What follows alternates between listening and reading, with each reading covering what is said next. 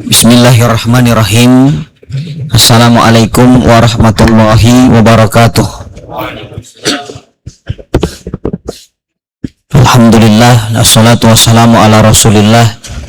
Asyhadu an la ilaha illallah wahdahu la syarikalah, wa asyhadu anna muhammadan abduhu wa rasuluhu la nabiyya ba'dah, amma ba'du. Allahumma la sahla illa ma ja'altahu sahla wa anta taj'alul hazna idza syi'ta sahla. Allahumma anfa'na bima 'allamtana wa 'allimna ma yanfa'una wa zidna ilman. Jemaah salat zuhur dirahmati Allah. Salah satu tujuan puasa Ramadan, kata para ulama, untuk merubah iman menjadi takwa, ya, untuk naik kelas dari seorang mukmin menjadi mutakin. Allah punya cara untuk mentraining hambanya untuk naik kelas. Kalau kita ikut masuk tentara misalnya, atau polisi, di antara 10.000 yang mendaftar, 600 yang dipilih, dan itu pun persaingannya sangat keras. Ada cacat saja satu itu tidak lulus, ya, giginya ditambal misalnya, itu tidak lulus. Pendengarannya kurang, itu tidak lulus. Kakinya pincang, tidak lulus. Tingginya kurang, tidak lulus. Dari 10.000 hanya diambil 600. Setelah 600 ini terpilih pun, dia akan sekolah selama 3 tahun. Nanti setiap ada naik jabatan, sekolah lagi. Naik jabatan, sekolah lagi. Tapi bulan suci Ramadan ini, ya, ibadah puasa ini, Allah mentraining kita, ya, untuk naik kelas menjadi hamba Allah yang bertakwa dan tidak perlu syarat apapun kecuali iman. Ya, kecuali iman.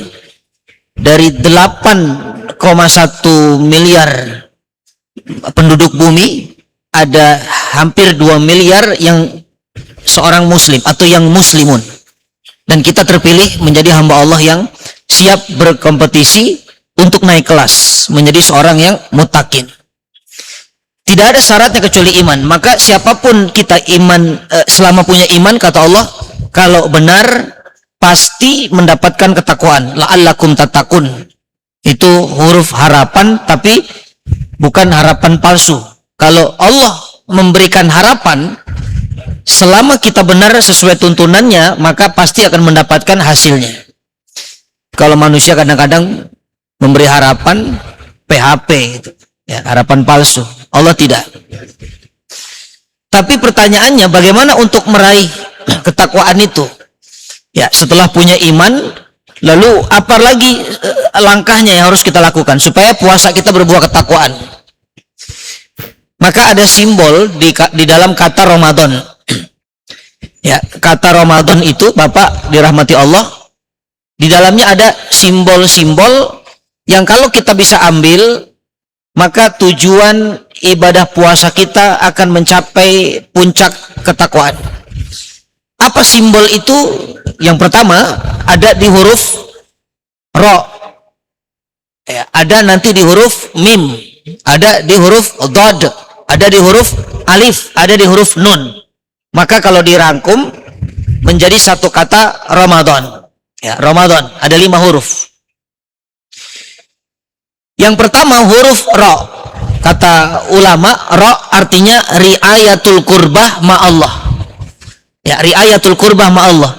Jadikan puasa kita sebagai media untuk mendekatkan diri kepada Allah. Karena memang semua ibadah sebenarnya tujuannya untuk taqarrub kepada Allah, mendekatkan diri kepada Allah. Semua ibadah.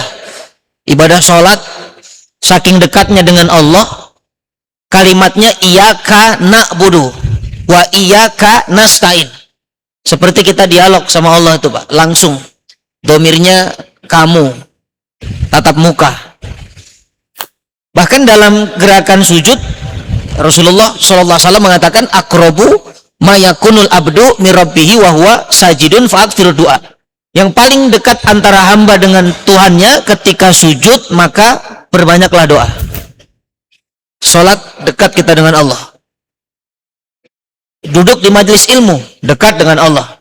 Karena di sini Allah turunkan sakinah. Nazalat alaihimus sakinah. Ghasyiyatuhumur rahmah. Hafat bihimul malaikah.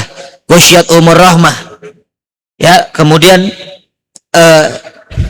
disebut namanya di sisi Allah, saking dekatnya dengan Allah. Bahkan ada satu ibadah namanya sesuai dengan tujuannya, ibadah kurban. Ya, kurban itu satu akar kata dengan qarib, mendekatkan diri kepada Allah. Makanya puasa juga ternyata tujuannya untuk mendekatkan diri kepada Allah. Dari mana kita tahu? Dari ayat-ayat Ramadan. Ayat Ramadan itu ada Al-Baqarah 183 sampai 187. Itu ayat tentang Ramadan. Di ayat 183 Allah bicara tentang puasa. 184 masih puasa, 185 masih puasa Ramadan. Tiba-tiba 186 Allah menyelipkan ayat tentang doa. Keluar tuh dari konteks Ramadan. A'udzubillahi minasyaitonirrajim. Wa idza sa'alaka ibadi anni fa inni qarib ujibu da'watad da'i idza da'an falyastajibuli wal yu'minu bi la'allahum yarshudun. Dan apabila hamba-Ku bertanya, sesungguhnya Aku dekat, kata Allah. Aku dekat. Ya, sehingga bulan suci Ramadan, ya, ini sarana untuk kita semakin dekat dengan Allah.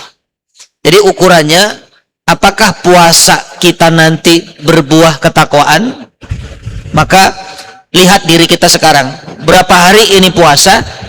Apakah sudah membuat kita semakin dekat dengan Allah? Maka kita bisa jawab. Ya, apa orang yang dekat dengan Allah itu? Orang yang mudah melakukan amal soleh. Itu orang dekat dengan Allah. Ringan. Mau baca Quran tuh ringan. Ya, mau qiyamul lail tuh ringan. Itu tanda qarib, ya, atau dekat dengan Allah. Bahkan lisannya tidak berhenti berdoa kepada Allah. Itu ciri orang yang dekat dengan Allah itu. Karena semua kedekatan dihubungkan dengan doa. Semua kedekatan dihubungkan dengan doa. Tadi orang sujud karena dekat diperintahkan doa. Bapak Ibu kalau pergi umroh atau haji, yang paling banyak teman-teman kita titip doa. Ya, kenapa? Karena tahu kita dekat dengan Allah, di rumah Allah, di pusat Baitullah. Puasa Ramadan ternyata yang sudah puasa, sudah qiyamul lail, sudah baca Quran, Allah tawarkan doa. Minta apapun Aku ijabah, kata Allah. Jadi kedekatan tuh diidentikan dengan doa. Jadi orang yang dekat dengan Allah, dia pasti lisannya tidak berhenti meminta kepada Allah. Biasanya kita kalau minta tolong, Pak, kepada teman, yang dekat dulu atau yang jauh dulu? Teman dekat kan? Nah, jadi kalau kita merasa Allah itu dekat dengan kita, minta sama Allah. Itu yang pertama, huruf Ra ternyata memberikan simbol bahwa Ramadan sebagai media untuk semakin mendekatkan diri kepada Allah.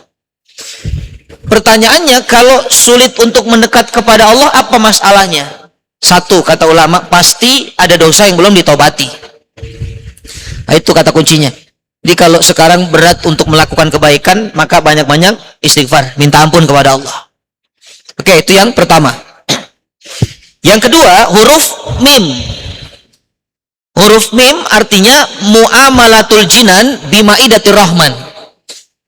Jadi puasa ini Allah berikan kepada kita menjadi sarana untuk kita merubah pola makan kita yang sebelumnya tamak dengan makanan jasmani, sekarang tamak dengan makanan rohani.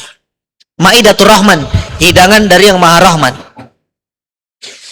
Karena tubuh kita ini ada dua unsur, Bapak. Satu jasad, kedua ruh. Jasad makanannya dari tanah. Karena jasad dicipta dari tanah. Jadi kalau mau sehat, jasadnya makanlah makanan yang unsurnya dari tanah. Apapun yang kita makan, ditanamnya di tanah. Makan kambing, kambing makan rumput, rumputnya di tanah. Kenapa? Karena kita akan kembali kepada tanah. Dikubur di dalam tanah, menjadi tanah, dimakan cacing tanah. maka jangan berebut surat tanah, Pak. Subhanallah. Yang kedua, ada unsur ruhani. Ruhani ini dari langit, ruh dari langit, maka makanannya dari langit. Apa yang dari langit itu? Wahyu. Ya, ibadah syariat Allah itu dari langit. Makanya puasa ini tujuannya supaya kita tamak, kita rakus dengan jamuan-jamuan rohani yang Allah berikan. Makanya ambil prasmanan-prasmanan rohani. Ada itikaf, ambil. Ada qiraatil Qur'annya, ambil qiraatil Qur'an. Ini Bapak sudah berapa juz nih? Sekarang hari ke-8. Ada yang sudah 8 juz? Oh, tawadhu nih, subhanallah. Iya. Ada yang baru juz 1, ada juz 1? Alhamdulillah. Ada yang belum ketemu Quran? Oh, innalillah nih, Pak. Ini mumpung Allah masih kasih kesempatan. Ada prasmanan rohani, majelis ilmu, ambil semuanya, ambil. Qiyamul lail, ambil. Ya, kenapa? Karena memang tujuan puasa itu supaya kita rakus dengan jamuan rohani.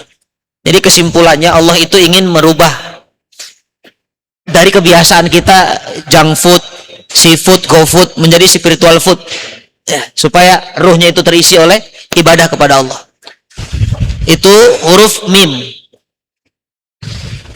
Yang ketiga, huruf dhad. Huruf dhad kata ulama dhabtun nafsi li ta'dibil imsak. Ya, puasa ternyata melatih diri kita untuk mampu memiliki daya kontrol yang lebih hebat lagi. Imsak. Puasa itu al-imsaku anil muftir min tulu'il fajri ila ghurubi syamsi bi syara'itin mahsus ay arkanin mahsus. Ya, menahan, puasa itu intinya apa? Imsak, menahan dari terbit fajar sampai terbenam matahari dengan syarat dan rukun khusus. Apa yang ditahan? 3. Nggak boleh makan, tidak boleh minum, tidak boleh hubungan. Padahal semua itu halal. Ya, makanan sekarang yang ada di rumah, mungkin ada di kantor, itu makanan halal, itu minuman halal. Itu istri di rumah juga sah kita nikahi. Kenapa tidak boleh? Justru Allah ingin mengajarkan kita, Bapak, supaya kita bisa mengendalikan dari makanan yang halal.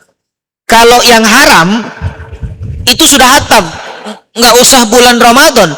Di luar Ramadan pun khamr nggak kita minum. Ya, di luar Ramadan pun makan babi enggak, makan daging yang diharamkan tidak. Jadi itu nggak usah dibahas. Orang beriman sudah selesai dengan itu. Tapi justru Allah perintahkan kita untuk mengendalikan dari yang halal. Kenapa? Supaya keluar dari Ramadan kita jijik dengan yang haram dan kita bisa mengendalikan dengan yang halal. Allah melatih lapar, Pak. Karena sekarang yang terjadi bukan mati kelaparan, bukan.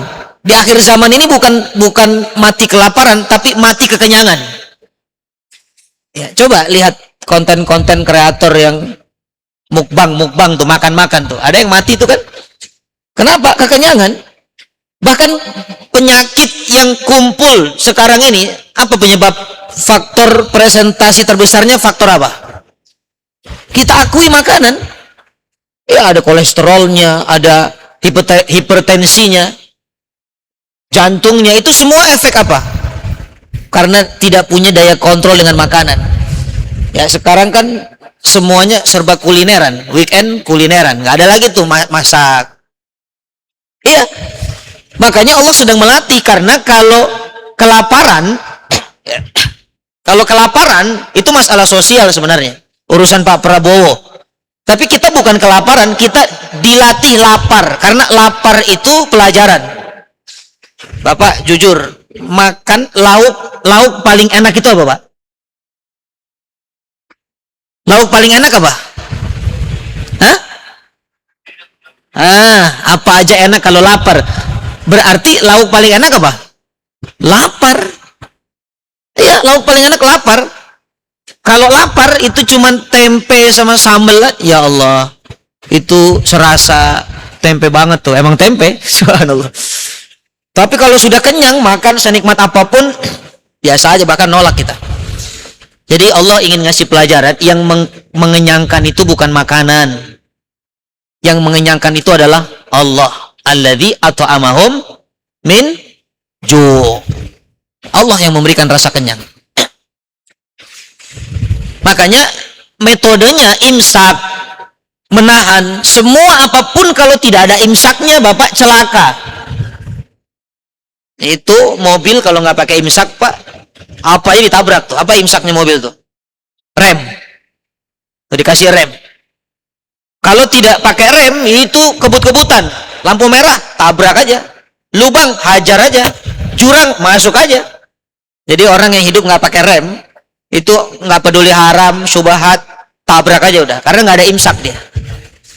Maka tujuannya Allah ingin kita belajar mengendalikan dari yang halal, supaya yang haram tuh sudah levelnya sudah jijik, ya, sudah tidak lagi meninggalkan, tapi sudah bahkan menjaga jarak dari itu. Nah itu dhabtun nafsi li ta'dibil imsak. Dan yang tiga ini kebutuhan pokok. Kenapa yang tiga itu yang diharamkan tuh? Makan, minum, hubungan seks. Karena itu yang pokok. Allah berharap kalau yang pokok bisa dikendalikan, apalagi yang tidak pokok. Nah, itu tujuannya. Jadi nanti di luar Ramadan, Pak, itu perempuan yang bukan mahram itu sudah jijik, nggak mau disentuh. Karena di bulan Ramadan istri sendiri saja nggak berani sentuh. Nah, itu huruf dod. Huruf yang keempat, alif. Huruf alif artinya ittisof bisifatillah. Ya, puasa mengajarkan kita bersifat seperti sifatnya Allah. Bagaimana sifat Allah? Allah Maha Rahim, Rahman, pengasih, penyayang.